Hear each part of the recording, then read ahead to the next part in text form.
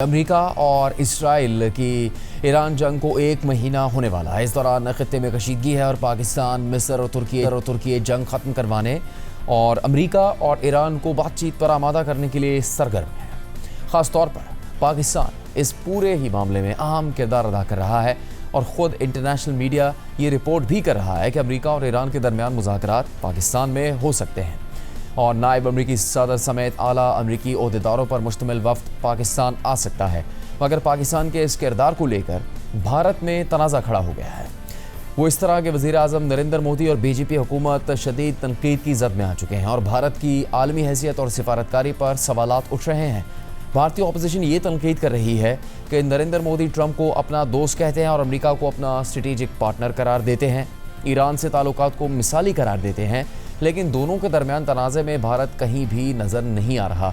लेकिन पाकिस्तान सालिस के तौर पर आलमी सतह पर उभर रहा है और अपना इमेज मजबूत कर रहा है। अपोजिशन मुसलसल तनकीद कर रही है, तज्ज़ियाकारों और सहाफ़ियों के सवालात उठ रहे हैं।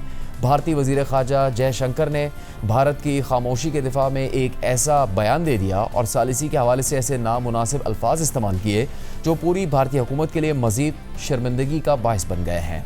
जयशंकर के बयान पर अपोजिशन मोदी हुकूमत पर कड़ी तनकीद कर रही है। अपोजिशन लीडर राहुल गांधी ने कहा कि मोदी हुकूमत की खारजा पॉलिसी उनकी ज़ाती पॉलिसी है और वज़ीर आज़म मोदी भारत के हक़ में काम नहीं करेंगे, वो वही करेंगे जो अमेरिका और इसराइल कहेगा।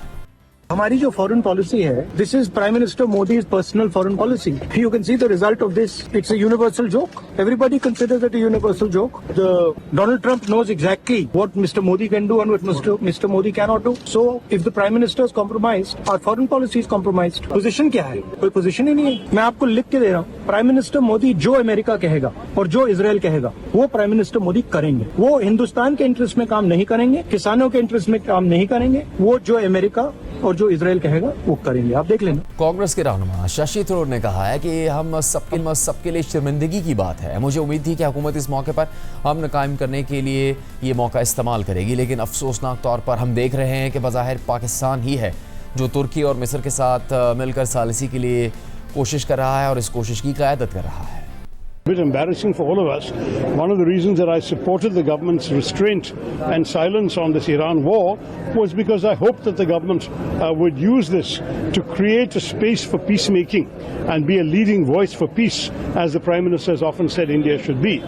But ironically, we see that it is Pakistan, apparently, that is leading the effort with Turkey and Egypt to do mediation. So obviously I can't be happy about that. इसके अलावा कांग्रेस के रहनुमा पवन खेरा ने मोदी हुकूमत की policy पर तनकीद करते हुए कहा है कि ये मायूस कुन है कि अमेरिका और ईरान के दरमियान सालिसी के अमल में भारत को खातिर में भी नहीं लाया गया। मारूफ भारतीय सहाफ़ी रवीश कुमार और हितोष गुप्ता ने ईरान जंग में मोदी हुकूमत के किरदार पर तनकीद की है और कहा है कि ईरान के साथ बातचीत में पाकिस्तान का किरदार भारत के लिए अच्छी खबर नहीं है। भारतीय सहाफ़ी आशुतोष गुप्ता ने ईरान अमेरिका के दरमियान पाकिस्तान के सालिसी के किरदार की खबरों पर कहा है कि ये किरदार भारत को अदा करना चाहिए था। पाकिस्तान ने तुर्की और मिस्र के साथ पहल की और अगर पाकिस्तान इसमें कामयाब होता है तो सोचिए पाकिस्तान की आलमी हैसियत कितनी बढ़ जाएगी। सवाल पूछा जाना चाहिए कि इस युद्ध में अभी तक भारत की क्या भूमिका रही, युद्ध रुकवाने में क्या भारत की अब भी कोई भूमिका हो सकती है। ईरान के साथ बातचीत में उसकी भूमिका भारत के लिए शायद अच्छी खबर ना हो। अगर युद्ध रुक गया तो क्या पाकिस्तान की पहल से आई शांति को लेकर प्रधानमंत्री मोदी जश्न मना पाएंगे? सोच कर देखिएगा। ये भूमिका दरअसल भारत को निभानी चाहिए थी। क्यों मैं यह बात कह रहा हूं? क्योंकि भारत के ईरान से बहुत पुराने रिश्ते रहे और बहुत अच्छे रिश्ते रहे। हमारे रिश्ते इजराइल से भी पिछले दिनों बहुत अच्छे हुए हैं। हमने अमेरिका से भी अपने रिश्तों को बेहतर किया, डिस्पाइट ट्रंप जिस तरीके से बदतमीजी कर रहा है, एक अलग तरीके का प्रश्न है। पाकिस्तान ने वो इनिशिएटिव तुर्की और इजिप्ट के साथ साथ कतर के साथ वो इनिशिएटिव सीज किया है। अगर वो इस मीडिएशन में, इस क्राइसिस को खत्म करने में अगर वो कामयाब होता है तो आप सोचिए कि ग्लोबल लेवल पे पाकिस्तान का स्टेचर कितना बड़ा होगा। पिछले 1 बरस से भी कम वक्त में भारत को आलमी सतह पर बहुत ज़्यादा हज़ीमत का सामना करना पड़ा है।